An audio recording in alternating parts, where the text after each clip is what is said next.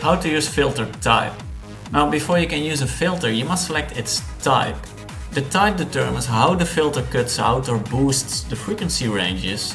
So in other words, it sets the filtering method, such as low pass, high pass or band pass. Now these are the most common ones, but what exactly do they mean? I'll explain them in a second, but to give you a great demonstration, let me open an equalizer here.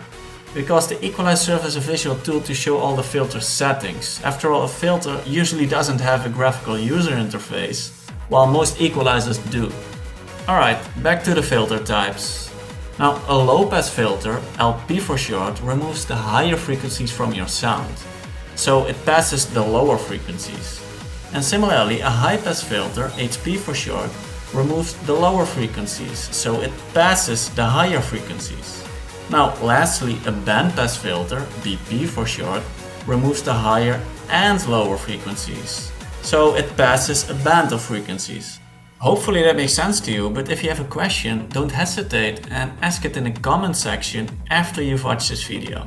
Anyways, make sure to select your preferred filter type up front, depending on if you want to remove the lower frequencies, higher frequencies, or both. And let me show you what that looks like on the Silent One synthesizer. I've reset all the settings with only one plain saw wave being active, so just hover to the filter section and simply select the filter types like this.